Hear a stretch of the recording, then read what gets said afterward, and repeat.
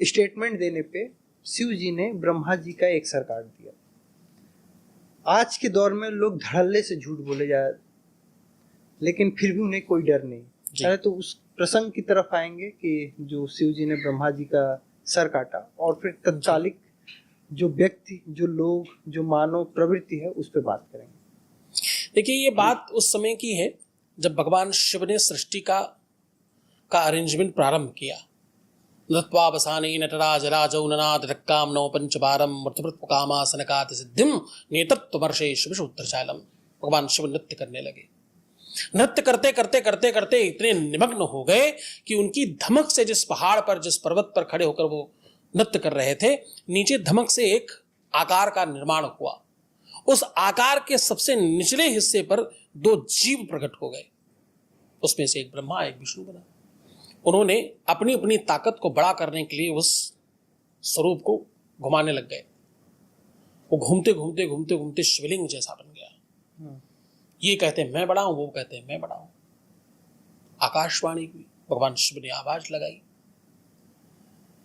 कि अगर तुम दोनों अपने को बड़ा रखना चाहते हो तो जो इस शिवलिंग की नींव को पहले जाकर देख कर आएगा उसको बड़ा मान लिया जाएगा।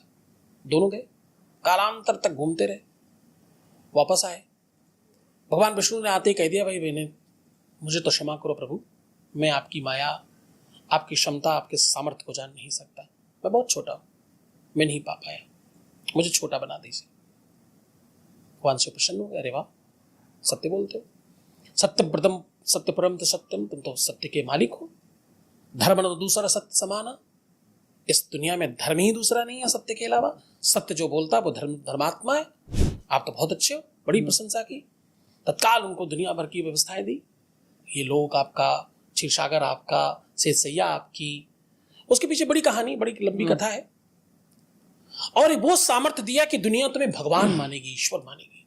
जब जब इस जहान में जो आगे संसार बनाया जाएगा उसमें जब भी कोई आपत्ति होगी उसमें तुम्हें जाना पड़ेगा, क्योंकि तुम सत्य बोलते हो, तुम निष्ठावान हो।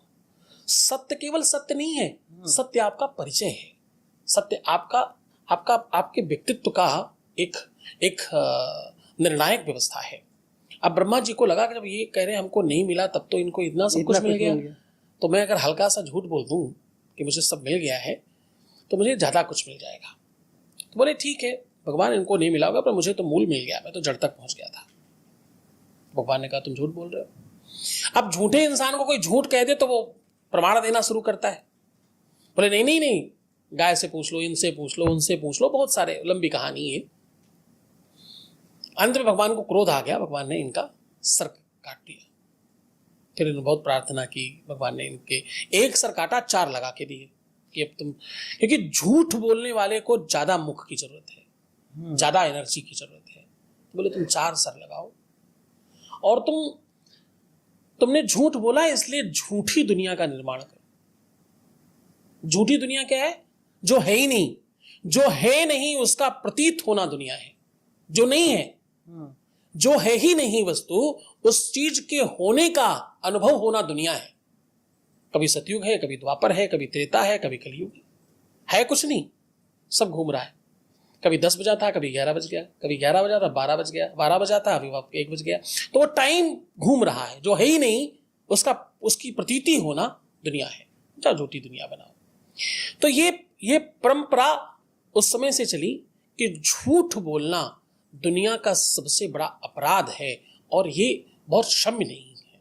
उसके पीछे कारण बहुत बहुत गहरा है। सांसारिक रूप में कम शब्दों में आपको बता रहा हूं। झूठ आपकी नियति का स्वभाव है। झूठ आपके अपरिपक्वता का दर्शन है। झूठ आपके व्यक्तित्व की सबसे निचले स्तर पर जाकर खड़ा करने की व्यवस्था है। झूठ आपको आप नहीं रहने देती, क्योंकि जब तक आपको ये पता ही नहीं है कि हमें क्या नहीं कहना चाहिए, जो है नहीं आप उसका निर्माण कर रहे हैं। झूठ का मतलब है ही नहीं वो। झूठ ना एक व्यक्तित्व का निर्माण है। बहुत सामान्य बात में कहता हूँ क्योंकि ये बहुत लंबी बात है, क्योंकि मुझे झूठ और सत्य के ऊपर बहुत लंबा बोलना था, लेकिन क्योंकि आप लोगों को बात समझ में आ जाए, अगली बार कभी सिर्फ झूठ और सत्य पर चर्चा करेंगे, क्योंकि ये बहुत बड़ा विषय है, ये छोटा विषय नहीं है। सत्य आपको भगवान जैसा बनाता है। गोस्वामी तुलसीदास जी कहते हैं, धर्म न दूसर सत्य समाना, आगम निगम पुराण बखाना। आगम निगम पुराण वेदों में लिखा है ऐसा। सत्य बोलने से आप नियति का पालन करते हैं, आप ईश्वरीय व्यवस्था का पालन करते हैं, क्योंकि सत्य क्या है? जो कभी समाप्त नहीं होता, वो सत्य है, जो कभी भी खत्म नहीं हो सकता, जो बदला नहीं जा सकता, जो बदला नहीं जा सकता। आप सत्य का विलोम बताइए, आप कहेंगे असत्य। तो आपने जबरदस्ती लगाया, सत्य तो सत्य ही है। दिन का उल्टा रात हो सकती है, सुख का उल्टा दुख हो सकता है, आदमी का उल्टा औरत हो सकती है, लेकिन सत्य का उल्टा क्या है? सत्य का उल्टा आप कुछ कर नहीं सकते, क्योंकि ये ऐसी व्यवस्था है जिसमें आप सिर्फ कुछ एड ऑन करते हैं मात्र। ये वो शाश्वत अरेंजमेंट है जिसमें ईश्वर बसता है। सच्चे इंसान को दुनिया में सर्वश्रेष्ठ माना जाता है। और भैया झूठ आपकी नियति, आपकी उन्नति, आपके स्वभाव, आपके व्यक्तित्व, आपकी निजता, आपकी स्वयमेवता, सब चीजों को बर्बाद करने की पहली सीढ़ी है झूठ। क्योंकि एक बार किसी को पता चल जाए कि आप झूठे हो, यकीन कभी नहीं करेगा।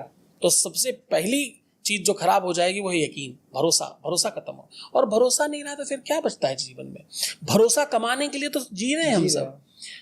घर में घर वालों का भरोसा, पत्नी का भरोसा, पति का भरोसा, दोस्त का भरोसा, सरकार का भरोसा, समाज का भरोसा। सिर्फ भरोसा जीने के लिए तो जीवन है। जीवन में पाना क्या था? अनाज तो वही पशु भी खाते जो आपको पहले कहा।